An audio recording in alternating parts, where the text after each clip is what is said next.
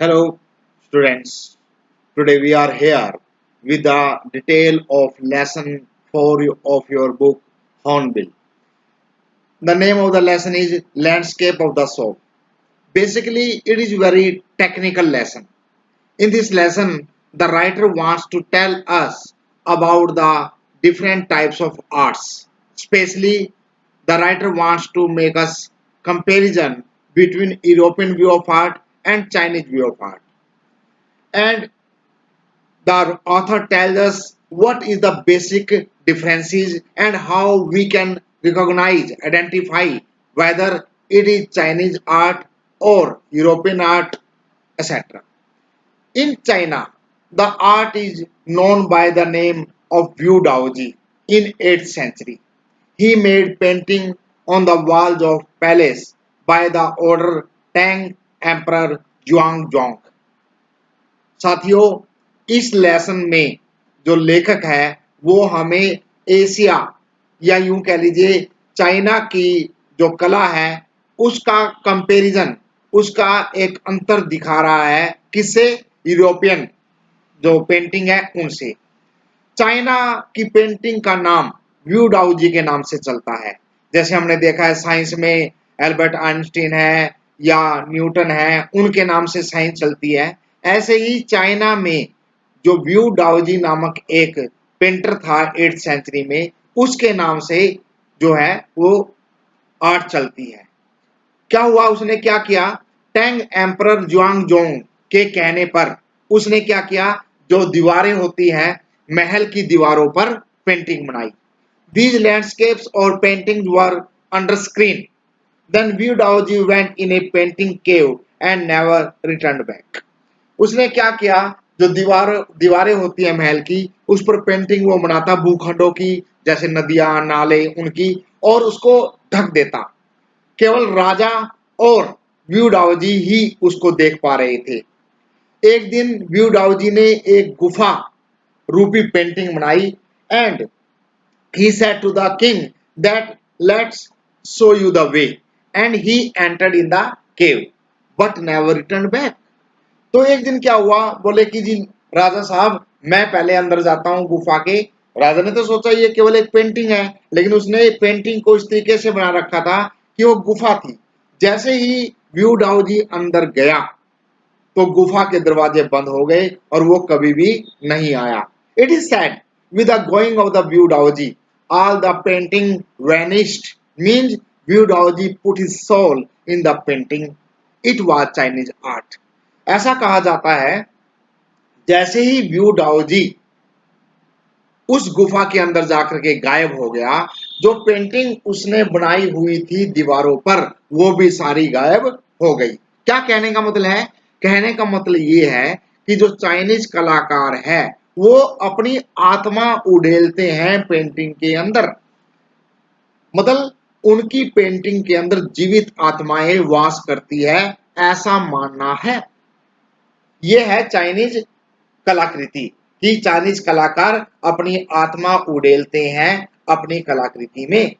अब आइए एक एग्जांपल वेस्टर्न आर्ट का मैं इसके अंदर बताया गया है।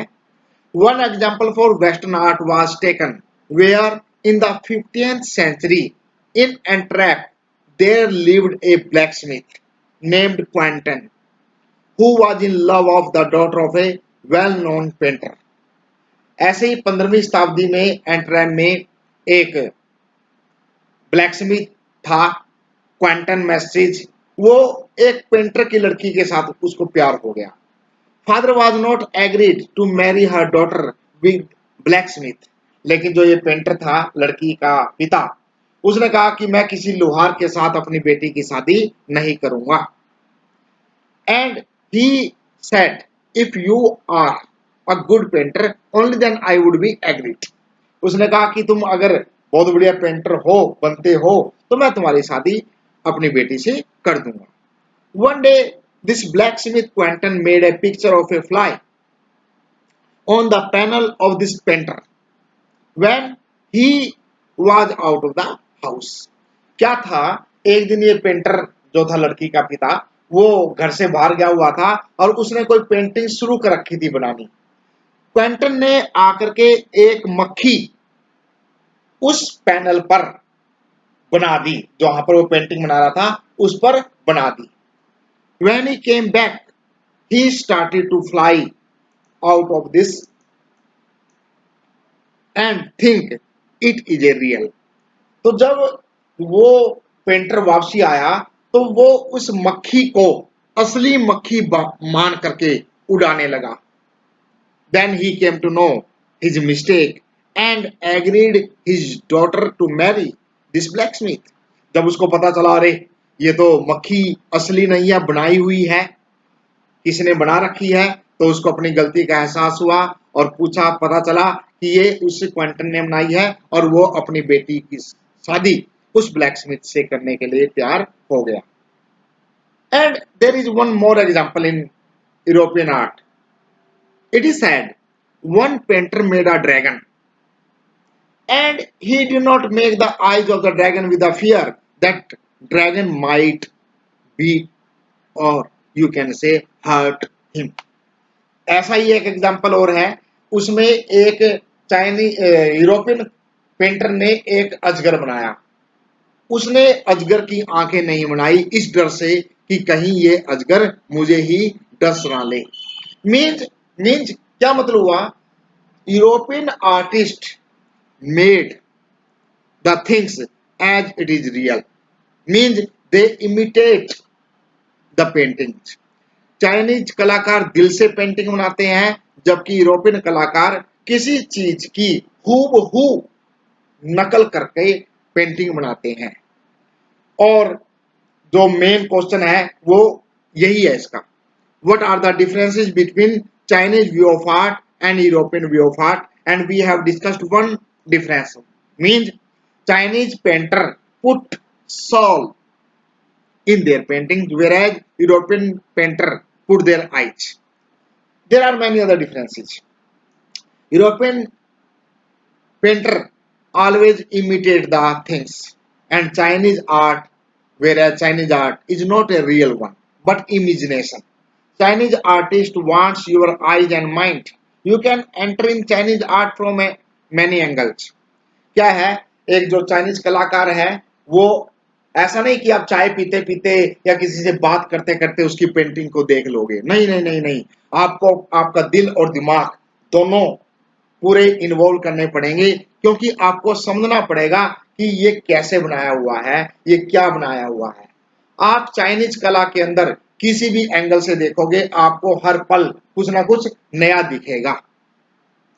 Whereas European view of art depicts only real things। जैसे मैंने पहले ही बताया कि जो यूरोपियन कलाकार हैं वो जो चीज रियल है, जैसे एक चेयर है, एक कुर्सी है, वो कुर्सी को देख करके एट इज इट उसकी पेंटिंग बना देंगे और ये भी नहीं पता चलेगा कि असली कुर्सी कौन सी है और चित्र की कुर्सी कौन सी है। यू कैन जज it only involving your eyes. आप चाय पीते पीते मजे मजे में एक चाइनीज कला को देख सकते हैं, उसको जज कर सकते हैं, उसके लिए आपके दिमाग की इन्वॉल्वमेंट की कोई जरूरत नहीं है, आंखों आंखों से ही काम चल जाएगा।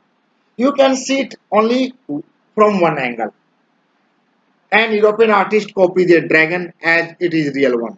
तो आप क्या है, चाइनीज कला को तो आप किसी भी एंगल से देख लो, आपको हर पल कर इससे देखोगे कुछ और नजर आएगा, इससे देखोगे कुछ और नजर आएगा, इससे देखोगे, लेकिन यूरोपियन कला को आप केवल एक जैसे वो बनाई गई है उसी एंगल से देख सकते हो और कोई एंगल से नहीं देख सकते। तो आपको समझ में आ गई basically difference number one, Chinese artist always put his soul, whereas European artist put his eyes. You can judge Chinese art with your mind and soul together, whereas in European you can judge an art only by involving your eyes। You can see or look Chinese art with many angles, but European art is seen only by one angle। Chinese art is an imagination, whereas European art is a real one। These are the basic differences। Then the author comes to the next point. He gave a concept of Chinese art to show that Chinese art is complete in itself. This concept is called San Shui, SHANSHUI. तो फिर उसके आगे बढ़ता है जो लेखक है, वो आपको एक चाइनीज कंसेप्ट धारणा सेंसुई जिसकी धारणा है वो देता है, ये दिखाने के लिए कि चाइनीज कला हमेशा अपने आप में कंप्लीट होती है। अब सेंसुई क्या है? San means mountain and shu means water. Sang is yang, shu is in. Yang is mountain, in is water, mountain is strong, in means soft, means completeness। अब आप नहीं समझे होंगे ये, क्योंकि ये बड़ा टेक्निकल है, मैं आपको बताता हूं। जैसे एक चीज है, या तो वो कठोर होगी या तो वो सॉफ्ट होगी, या तो वो ऊंचाई पर होगी या तो वो गहराई पर होगी। तो ये चीज हार्ड या सॉफ्ट, आप पूछेंगे ये चीज कैसी है, बोले हार्ड है या तो फिर सॉफ्ट है। ऐसे ही चाइनीज कला भी अपने आप में कंप्लीट है। और जैसे ऊपर आसमान है तो और नीचे क्या है? पृथ्वी है। तो इसलिए ये दिखाने के लिए कि आसमान से लेकर के जमीन तक और जमीन के नीचे जो वाटर है समुद्रों के अंदर, वो जो है ना, वो सब दिखाने के लिए क्या है, उसने इसका इस्तेमाल किया है। Chinese art is complete, even empty space has its value to give the glory of the painting. तो क्या है, वो ये मेन बात ये कहना चाहता है कि ऊपर आसमान, नीचे क्या है? नीचे सागर, हार्ड या सॉफ्ट। और उससे आगे बढ़कर के वो कहता है in pranayama breathe in and breathe out, in and at the same time he says that if you want to जज a Chinese painting it is complete. ये थोड़ा टेक्निकल है, ये केवल ये कहना चाह रहा है कि चाइनीज कला अपने आप में कंप्लीट है। जैसे कंप्लीट औरत और पुरुष जो जमीन पर होते हैं, या तो कोई औरत या तो पुरुष, जैसे या तो आसमान होता है या तो समुद्र होता है, या तो सॉफ्ट होता है या तो हार्ड होता है, यानी कि ये दो पार्ट है। ऐसे ही चाइनीज कला के भी ये दो पार्ट है, मीन्स कंप्लीट है। यहां तक आपको समझ में आ गई होगी बात। अब इस लेसन का ये पार्ट हमने पढ़ा। इस लेसन में जो लेखक है वो उससे आगे भी चलता है, उसमें अब वो एक और कला की बात करता है, और वो कला है कौन सी? Outsider art. In the second half the writer wants to tell us about raw art, art brut और outsider art. What is this? This concept was originated in France by Jean Dubuff in 1940. According to this concept, art brut is the art of those artists who have no diploma or degree in art but are excellent artists. एक concept दिया गया भाई 1940 में, ये basically French painter Xeon डुबफ ने दिया। ये concept क्या था? ये कंसेप्ट था कि जैसे मान लीजिए मेरे पास कोई कला का डिप्लोमा नहीं है, मैंने कोई आर्ट एंड क्राफ्ट में कोई डिग्री या डिप्लोमा नहीं कर रखा, लेकिन मैं एक बहुत बढ़िया कलाकार हूं, तो उसको आप कलाकार तो नहीं कह सकते क्योंकि उसके पास कोई डिप्लोमा नहीं है। इसके लिए एक नया कंसेप्ट दिया गया, वो दिया गया क्या? आर्ट ब्रूट का, आउटसाइडर आर्टिस्ट का।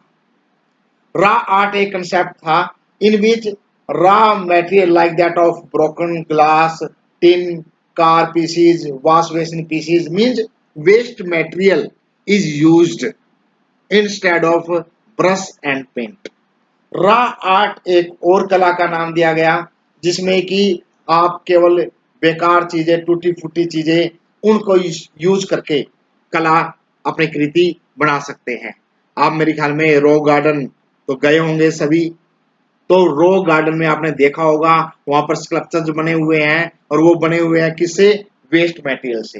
And who is the owner of the rock garden? Nek Chand, mister Nek Chand, who is the excellent raw artist of India। who created Raw Garden in Chandigarh and he got many national and international award. Raw garden उसने बनाया और बहुत सारे राष्ट्रीय और अंतर्राष्ट्रीय award रो जो ना नेकचंद जी को मिले। तो ये लेसन 2 पार्ट में था। मैं फिर एक बार बताता हूँ आपको। पहला पार्ट चाइनीज कला और यूरोपियन कला, उसके डिफरेंस को बताता है। हमने 4-5 मेजर डिफरेंस आपको बताए। फिर आगे वो चलता है एक कंसेप्ट, टेक्निकल पॉइंट, एक टेक्निकल टर्म सेन सुई उसको देता है, ये दिखाने के लिए कि जैसे सैंड स्ट्रॉन्ग या सुई सॉफ्ट, जैसे सैंड माउंटेन, जैसे सुई वाटर, जैसे सैंड मैन, जैसे सुई वुमेन, ये एक कंप्लीटनेस का प्रतीक है ये सब सैंड सुई। ऐसे ही चाइनीज कला भी अपने आप में कंप्लीटनेस का प्रतीक है। ये पहला पार्ट था। दूसरे पार्ट में मैंने अभी बताया कि concept raw art, outsider art, art brute दिया गया। आउटसाइडर आर्ट उन लोगों की कला जिनके पास कहने को कोई डिप्लोमा या डिग्री नहीं है कला की, आर्ट की, लेकिन जो कि बहुत ही उम्दा, बहुत ही कह लीजिए अप्रथम जो ना आर्टिस्ट है। फिर आगे एक रॉ आर्ट जो कि वेस्ट मटेरियल से मिलती बनती है, इसके बारे में कहा गया। फिर भी कोई वो है आप बाद में पूछ लें। धन्यवाद।